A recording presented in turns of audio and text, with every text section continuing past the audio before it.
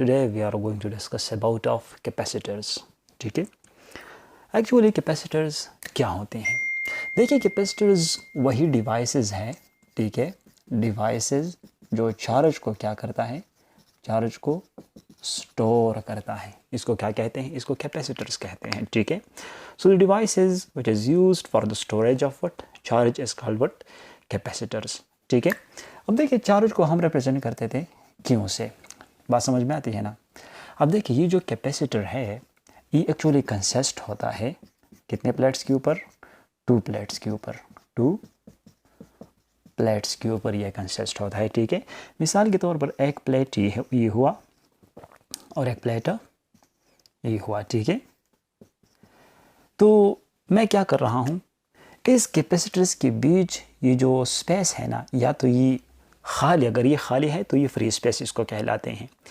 लेकिन इसमें एक शीट इस्तेमाल होता है जिसको आप कहते हैं मेका शीट, या कोई मीडियम होता है। तो जब मीडियम होता है तो इस मीडियम का नाम क्या होता है? डाई इलेक्ट्रिक मीडियम, ठीक है। और ये चार्ज को स्टोर करने के लिए एक रेस्पॉन्सिबल एजेंट है, जो हमने पहले लेक्चर में हमने ये कहा था कि जिधर पे मीडियम होगा तो इधर पर हम एप्सिलॉन इस्तेमाल करेंगे, और अगर ये मीडियम ना हो, इसको मैं बाहर फेंक दो, जस्ट ईयर इधर पे होगा या वैक्यूम होगा, तो इधर पर फिर हम एप्सिलॉन नॉट इस्तेमाल करेंगे, ठीक है। तो इसको हम कहते हैं परमिटिविटी ऑफ फ्री स्पेस, ठीक है, और इसको कहते हैं परमिटिविटी इन मटेरियल मीडिया, ठीक है। लेकिन अमूमन अगर कैपेसिटर है तो इसमें मीडिया ज़रूर होगा। अब देखिए, फ़िलहाल मैं इसको थोड़ा मीडियम को रिमूव कर रहा हूँ ताकि जस्ट मैं इस कॉन्सेप्ट को समझूं कि किस तरह चार्ज होता है, ठीक है। देखिए, मैं क्या कर रहा हूँ, इस कैपेसिटर्स की दोनों प्लेट्स जो है मैं किसी पोटेंशियल डिफरेंस सोर्स के साथ इसको क्या कर रहा हूँ, कनेक्ट कर रहा हूँ, प्लस एंड माइनस। ये बैटरी का सिंबल है जो प्लस टर्मिनल है, आप लोगों ने इसको थोड़ा बड़ा बनाना होगा, और जो माइनस टर्मिनल है इसको थोड़ा छोटा बनाएं, ठीक है। अब देखिए, इस प्लेट्स को मैं नाम देता हूँ, ये प्लेट ए हुआ और ये प्लेट क्या हुआ, बी हुआ, ठीक है। अब क्या हो रहा है, जो प्लेट बी से क्या हो रहा है, प्लेट बी से पॉजिटिव चार्ज जाते हैं, इस प्लेट पर आते हैं, ठीक है। तो इस प्लेट पर कौन से चार्ज आएंगे? पॉजिटिव। तो इस प्लेट पर ये इधर पे नेगेटिव आएंगे, ठीक है ना। याद रखिए, जो चार्जेस इक्विलिब्रियम है इसका आप लोगों ने ख्याल रखना है कि अगर इधर पर मैंने 4 चार्जेस बनाए तो इधर पर आप लोग भी कितने बनाएंगे? 4 चार्जेस बनाएंगे। अब ये दोनों चार्जेस क्या कर रहे हैं, एक दूसरे को अट्रैक्ट करेंगे, ठीक है। तो इधर पर फील्ड अराइज होगा, ठीक है। ये फील्ड क्या होगा, ये पॉजिटिव प्लेट से आउटवर्ड होगा और नेगेटिव प्लेट की तरफ क्या होगा, इनवर्ड होगा, ठीक है। इस तरह बात समझ में आती है। तो इसी तरीके से जो है कैपेसिटर्स फुल्ली चार्ज्ड होता है। लेकिन बात आती है कि जो मटेरियल मीडिया है जो इसके अंदर मौजूद है, इसमें भी पोलैरिटी अराइज होती है, और ये फील्ड और उस जो डाई इलेक्ट्रिक मीडियम में जो पोलैरिटी अराइज होती है उसकी फील्ड एक दूसरे के अपोजिट होते हैं। तो इसी वजह से कैपेसिटर्स क्या होते हैं, फुली चार्ज्ड होते हैं।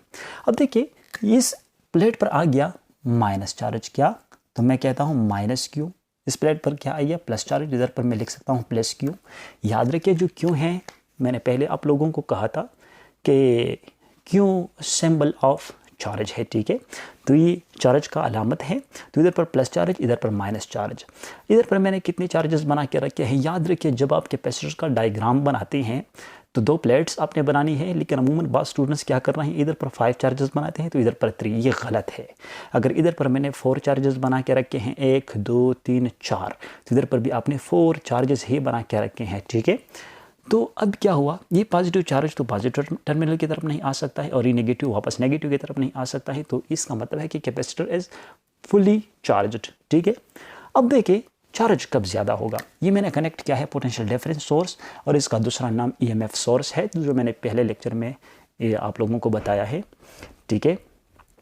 अब देखिए कि अगर ईएमएफ सोर्स स्ट्रांग है या पोटेंशियल डिफरेंस सोर्स स्ट्रांग है तो इतना चार्ज भी क्या होगा, ज़्यादा आएगा, ठीक है। तो मैं कह सकता हूँ कि चार्ज ज़्यादा होगा, ठीक है, जब पोटेंशियल डिफरेंस सोर्स जो है ये पोटेंशियल डिफरेंस मैं ज़्यादा प्रोवाइड करूँ तो चार्ज भी क्या आएगा, ज़्यादा आएगा। तो इसका मतलब है कि ये बोथ जो है ये डायरेक्ट प्रोपोर्शनल है, ठीक है। तो इधर पर देखिए, charge will be increases F potential difference increases F voltage increases, ठीक है। अब देखिए, इस प्रोपोर्शनलिटी साइन को इधर से हटाने के लिए मैं क्या करूँगा, मैं कुछ कांस्टेंट लगाऊंगा।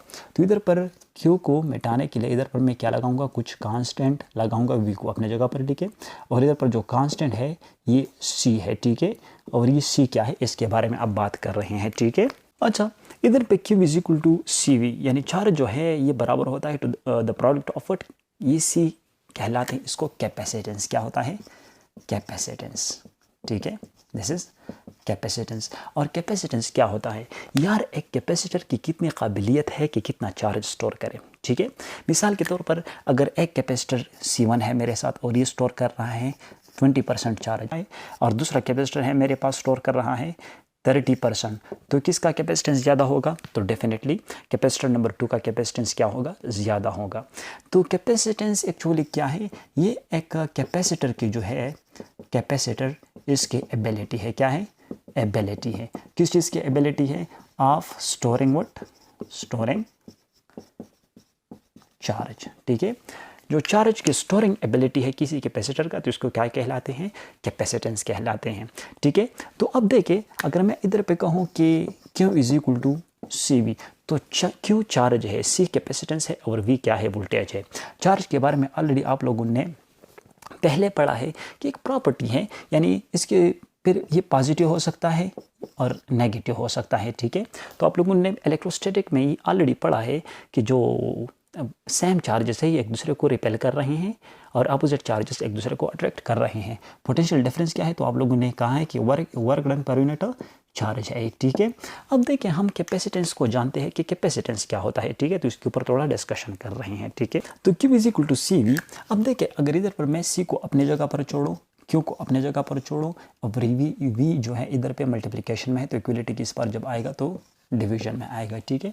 अब देखिए, मैं कैपेसिटेंस की डिफिनीशन इस तरह भी करवा सकता हूँ कि एक्चुअली ये रेशो है, क्या है, रेशो है, किस चीज़ के बीच रेशो है, चार्ज के बीच और पोटेंशियल डिफरेंस के बीच, ठीक है। तो मैं कैपेसिटेंस को इस तरह डिफाइन कर सकता हूँ कि capacitance is actually the ratio between charge and potential difference, ठीक है। अब देखिए, इधर पे जो इसका यूनिट है, यूनिट, ठीक है। तो ऑलरेडी चार्ज के यूनिट के बारे में तो आप लोगों को पता है कि कूलम है, पोटेंशियल डिफरेंस के बारे में तो पता है कि वोल्ट है, ठीक है। तो ये कैपेसिटेंस का यूनिट क्या होगा, ये फेराड होगा, क्या होगा, फेराड, ठीक है। तो मैं कह सकता हूँ कि इसका जो सिंबल है 1 farad will be equal to 1 coulomb divided by 1 volt. तो अब देखिए, अगर आपसे कोई पूछे कि फेराड क्या है, if 1 coulomb of charge given to the plates of a capacitor produce a potential difference of 1 volt between the plates of the capacitor, so its capacitance will be 1 farad। मतलब ये है कि जब हम क्या पैदा करते हैं, 1 कूलम चार्ज इसी प्लेट के ऊपर आता है, जिसकी वजह से कितना पोटेंशियल डिफरेंस प्रोड्यूस होता है, 1 वोल्ट का पोटेंशियल डिफरेंस प्रोड्यूस होता है। तो अमाउंट ऑफ कैपेसिटेंस कितना होगा इस कैपेसिटर का, ये 1 फेराड होगा, ठीक है। प्लेट्स के ऊपर 1 कूलम चार्ज आ जाए, ठीक है, और इसकी वजह से कितना वोल्टेज पैदा हो जाए, 1 वोल्ट पोटेंशियल डिफरेंस प्रोड्यूस हो जाए, ठीक है ना। तो अमाउंट ऑफ कैपेसिटेंस कितना होगा, 1 फेराड होगा, ठीक है। आप लोगों ने इसको समझा कि यार farad is the unit of what, capacitance. लेकिन अब इसके अगर कुछ सब मल्टीपल्स है, अगर मिसाल के तौर पर मैं इधर पे कहूँ कि माइक्रो फेराड, ये कितने फेराड के बराबर हो गए, तो देखिए माइक्रो एज अ प्रीफिक्स और ये बराबर होता है 10⁻⁻⁶ फेराड की, ठीक है। सिमिलरली फेको फेराड, तो ये कितने फेराड के बराबर होंगे, तो पेको बराबर होता है 10⁻12 की, ठीक है। पे एक छोटा सा न्यूमेरिकल आप लोगों को दिया गया है कि capacitance of a capacitor is given to you, this is 100 micro farad. अब देखिए, अगर ये माइक्रो है तो प्रीफिक्स इसको कन्वर्ट करो, शाबाश, फेराड में कन्वर्ट करो, तो 100 माइक्रो की जगह 10⁻⁻⁶ लिखो और फेराड अपनी जगह पर लिखो, ठीक है। पोटेंशियल डिफरेंस आपको दिया गया है 50 वोल्ट है, तो आपको ये बताया गया है कि चार्ज स्टोर कितना होगा इस कैपेसिटर में, कितनी एबिलिटी, इस कैपेसिटर के ऊपर कितना चार्ज आएगा, ठीक है। तो अब देखिए, as we know that, solution की तरफ आते हैं। क्यू किस चीज़ के बराबर था, CV के बराबर था, तो सिंपल इधर पे वैल्यू जो है पुट करें, C कितना है 100 मल्टीप्लाइड बाय 10⁻⁻⁶ फेराड है, ठीक है, और वोल्टेज कितना है 50 है, ठीक है। तो इसको आपस में मल्टीप्लाई करो, Q is equal to 5 multiplied by 10⁻³ coulomb, और Q अपनी जगह पर लिखे, 5 अपनी जगह पर, 10⁻³ की जगह मैं लिख सकता हूँ कि this is a milli coulomb, ठीक है, क्योंकि मिली क्या है, ये प्रीफिक्स है, और कूलम अपनी जगह पर लिखे। ठीक है, अब देखिए कुछ स्टूडेंट्स इधर पे कंफ्यूज होते हैं कि यार ये 10⁻³ किधर से आए। तो मैं आप लोगों को एक शॉर्ट सा एग्जांपल देता हूँ। क्या कर रहा हूँ मैं, इधर पर जो ये आपको दिया गया है, ये 100 इसको लेके 10⁻² साइंटिफिक नोटेशन में, और ये 10⁻6 अपनी जगह पर लिखे। ठीक है, और 50 को अपनी जगह पर लिखे। ठीक है, अब देखिए क्या करें, जो अमूमन आप लोग बगैर कैलकुलेटर के इसको सॉल्व कर सकते हैं। ठीक है, मैं इधर पर आ जाता हूँ। ये बेसिस सेम है, तो पावर एडेड है तो 2 - 6, और ये 50 अपनी जगह पर लिखे। ठीक है, क्यू अपनी जगह पर लिखे, तो क्यू इज इक्वल टू 10, 2 - 6, इससे क्या आएगा, इससे आएगा -4। ठीक है, और 50 अपनी जगह पर लिखे। ठीक है, अब देखिए इधर पे अगर मैं इधर पर ऐसा करूँ कि 10⁻⁴ अपनी जगह पर, और इसको भी साइंटिफिक नोटेशन में लिखो, तो 5.0 मल्टीप्लाई बाई 10 पावर, ये क्या आएगा, इससे आएगा 1। ठीक है, अब q इज इक्वल टू 5 अपनी जगह पर, basis again same, and power will be added.